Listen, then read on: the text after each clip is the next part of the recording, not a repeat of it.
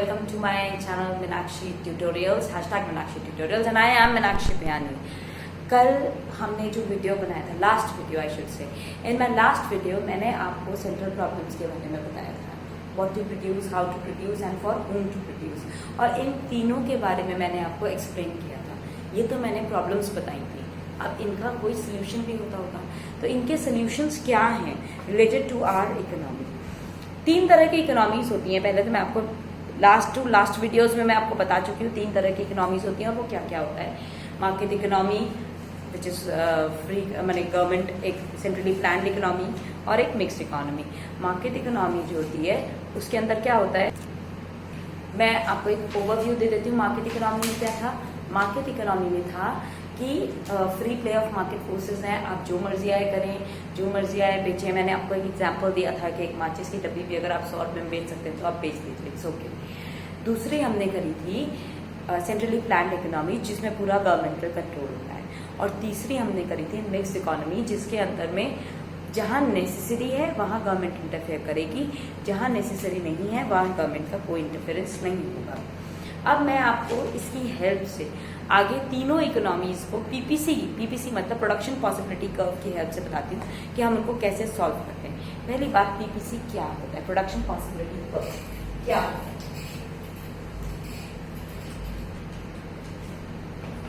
मान लीजिए, अज्यूम कर लेते हैं हम कि हमारी इकोनॉमी में हम 2 ही चीजों का प्रोडक्शन कर रहे हैं। ग्राफ बनाएंगे, ये एक्स एक्सिस, ये वाई एक्सिस, ये 0। यहाँ पे मैं लिखती हूँ एप्पल्स, ब्लैक टन्स, और यहाँ पे लिख रही हूँ व्हीट, अगेन ब्लैक टन्स। मतलब कि मैं 2 ही चीजों को प्रोडक्शन कर रही हूँ, एप्पल और व्हीट का। मान लीजिए मैं 100 टन एप्पल का प्रोडक्शन करती हूँ, तब मेरा व्हीट का प्रोडक्शन 0 होगा, क्योंकि मेरे पास रिसोर्सेज लिमिटेड है, जो कि मैं आपको पहले भी बता चुकी हूँ। लिमिटेड रिसोर्सेज में मेरे पास इतने ही पैसे हैं, या तो मैं 100 टन एप्पल का प्रोडक्शन कर लूँ और या तो फिर मैं 40 लाख टन व्हीट का प्रोडक्शन करूँ। 100 लाख टन एप्पल या 40 लाख टन व्हीट। अब ये हो सकता है कि अगर मैं इसको थोड़ा कम करूँ, मान लीजिए मैं इसको 90 लाख टन तक लेकर के आती हूँ या 80 लाख टन तक लेकर के आती हूँ, तो अगर मैंने इसको रिड्यूस किया तो बदले में थोड़ा बहुत मैं व्हीट का प्रोडक्शन भी कर पाऊंगी, शायद 20 लाख टन के आसपास का व्हीट का प्रोडक्शन कर सकती हूँ। या अगर मैं इसको और कम करती हूँ तो इस तरीके से करके मतलब मैं बढ़ सकती हूँ 80 पे या 70 पे, इस तरीके से करके जो मेरे अलग अलग कॉम्बिनेशन होते हैं। 100 पे इतना 20 तो नहीं होगा, 20 से भी कम प्रोड्यूस कर पाऊंगी। ये देखिए, इससे पता चलता है 70 लाख टन पे मैं 30 लाख टन शेयर इसका प्रोड्यूस कर सकती थी। तो ये होता है मेरा प्रोडक्शन पॉसिबिलिटी कर्व, जिसमें मेरे लिए अलग अलग कॉम्बिनेशन होते हैं। जितना मैं एप्पल्स को रिड्यूस करती जाऊंगी उतना ही मैं व्हीट को गेन करती जाऊंगी। ठीक है, जितना जितना एप्पल्स रिड्यूस करेंगे उतना उतना हम इसको व्हीट को गेन करेंगे। इसको हम प्रोडक्शन पॉसिबिलिटी कर्व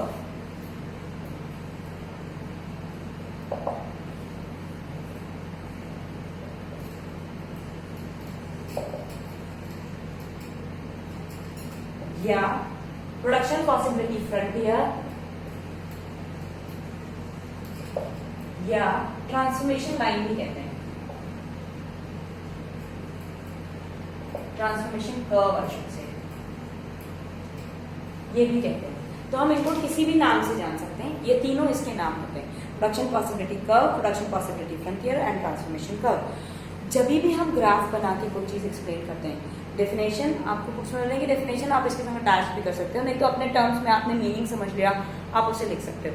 साथ में इसके जो अजम्पशंस होते हैं वो हमें जरूर लिखने चाहिए। अजम्पशंस क्या है पीपीसी के? सबसे पहली बात, रिसोर्सेज हमें पता है। जैसे मैं यहाँ क्या करूंगी, एक अजम्पशंस डाल दूंगी कि मेरे अजम्पशंस क्या क्या थे। अजम्पशंस पे सबसे पहली चीज, रिसोर्सेज आर गिवन, तभी तो मुझे पता है कि मैं कितना प्रोडक्शन कर पाऊंगी, नहीं तो मुझे कैसे पता चलता। मेरे पास लिमिटेड रिसोर्सेज हैं, मुझे पता है मेरे रिसोर्सेज कितने हैं, इसीलिए मुझे पता है कि मैं इससे ज्यादा प्रोडक्शन नहीं कर पाऊंगी इस चीज का। दूसरी चीज क्या होती है कि जो गिवन रिसोर्सेज हैं मैं उनको फुली एंड एफिशिएंटली यूटिलाइज कर रही हूँ। Resources are fully and efficiently utilized.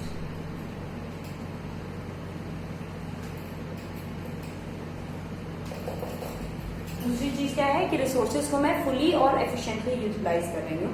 और तीसरी चीज ये है कि मेरी टेक्नोलॉजी जो है वो कांस्टेंट है। Technology I have not change, technology is constant. तो जो मेरे ये अजम्पशंस होते हैं ये हम जरूर लिखते हैं, इनके साथ लॉज के साथ अजम्पशन जरूर लिखना चाहिए। ये अंडरस्टूड है कि ये हमें लिखना नहीं है, ठीक है। तो ये होता है हमारा पीपीसी। अब मैंने जो पहली प्रॉब्लम कही थी PPC and what to produce, उसको मैं आपको डील करके दिखाती हूँ कि उनको हम कैसे समझते हैं। जैसे अब मान लीजिए अब की बार मैं लेती हूँ PPC and what to produce के लिए कि मेरे पास दो रिसोर्सेज हैं, जो दो गुड्स हैं जो कि मैं प्रोड्यूस कर सकती हूँ, goods X and goods Y. अगर मैं यहाँ पे अगर देखूँ तो मेरे पास में गुड्स एक्स और गुड्स वाई के दो गुड्स हैं जो मैं प्रोड्यूस कर सकती हूँ। यहाँ मैं गुड्स वाई का प्रोडक्शन ले रही हूँ और यहाँ मैं ले रही हूँ गुड्स एक्स का, ठीक। अगर मैं गुड्स वाई और गुड्स एक्स लेती हूँ तो मेरा मान लेती हूँ मैं ये पीपीसी, ये पॉइंट ए, ये पॉइंट बी। इसका मतलब ये हुआ कि पॉइंट ए पे जब मैं हूँ तब मैं बिल्कुल भी गुड्स एक्स नहीं प्रोड्यूस कर पाऊंगी, पॉइंट बी पे जब मैं हूँ तो बिल्कुल भी गुड्स वाई प्रोड्यूस नहीं कर पाऊंगी। अब सपोज करिए मैं इस पॉइंट पे रहना पसंद करती हूँ, हम दो पॉइंट से ज्यूम कर लेते हैं। इनफैक्ट इस पॉइंट को मैं डी मान लेती हूँ, इस पॉइंट को ई मान लेती हूँ और इसको मैं ए बी, इसको एफ जी। अब बी ऑलरेडी है तो मैं बी नहीं लेती हूँ, इनफैक्ट इसको मैं और कोई नाम दे देती हूँ, एफ जी एच आई ले लेते चलिए एच आई। तो अगर मैं यहाँ देखूँ तो इसका मतलब क्या हुआ कि ये मैं प्रोड्यूस कर सकती हूँ एफ, जब मैं पॉइंट डी पे हूँ तो मैं इतना ओ एफ प्रोडक्शन कर सकती हूँ गुड्स एक्स का और ओ एक्स प्रोडक्शन कर सकती हूँ गुड्स वाई का। और अगर मैंने इसका प्रोडक्शन इतने से रिड्यूस कर दिया, अगर मैंने इतने से इसका प्रोडक्शन रिड्यूस कर दिया तो मैं इतना गुड्स एक्स को गेन कर सकती हूँ। इसका मतलब जब मैंने ओजी प्रोड्यूस करना शुरू किया तो मेरा, क्योंकि मैंने इसको रिड्यूस किया, मेरे पास रिसोर्सेज एक्स्ट्रा हो गए तो मैं ओ आई प्रोडक्शन जो है गुड्स एक्स का कर सकती हूँ। इसका मतलब ये होता है। तो कुछ चीजें यही होती हैं इसके अंदर पीपीसी के अंदर में जिनको हमको ध्यान रखना होता है। और कुछ चीजें और भी बताती हूँ, जो चीज इस पीपीसी पे है इस पे मुझे इक्वल सैटिस्फैक्शन मिल रहा है, मैं ये सब चीजें प्रोड्यूस कर सकती हूँ इस पीपीसी के ऊपर जो भी कुछ है। इस पीपीसी के बाहर अगर मैं कोई भी पॉइंट लूंगी तो ये अनअटेनेबल है क्योंकि मेरे पास ये रिसोर्सेज ही नहीं है। इस पीपीसी के अगर मैं अंदर हूँ तो इसका मतलब अंडर यूटिलाइजेशन ऑफ रिसोर्सेज है मेरा। यहाँ अगर मैं हूँ तो ये मेरे रिसोर्सेज जो है वो अंडर यूटिलाइज हो रहे हैं, I am wasting my resources. और अगर मैं यहाँ पे हूँ कहीं पे तो ये अनअटेनेबल है क्योंकि मैं इनको नहीं अटेन कर सकती, मेरे पास इतने रिसोर्सेज ही नहीं है कि मैं इनको यूज कर सकूँ। और इस पीपीसी के ऊपर जितने भी पॉइंट्स होंगे मैं उनको अचीव कर सकती हूँ, उनको प्रोड्यूस कर सकती हूँ। कुछ गुड्स एक्स सेक्रीफाइस करूंगी तो गुड्स वाई का प्रोडक्शन इंक्रीज होगा, गुड्स वाई को सेक्रीफाइस करूंगी तो गुड्स एक्स का प्रोडक्शन इंक्रीज होगा, ठीक है। तो ये होते हैं हमारे चेंज ऑफ रिसोर्सेज। अब रिसोर्सेज इंक्रीज भी कर सकते हैं, अगर मेरी टेक्नोलॉजी इंक्रीज कर देती हूँ तो मेरे रिसोर्सेज इंक्रीज हो जाते हैं।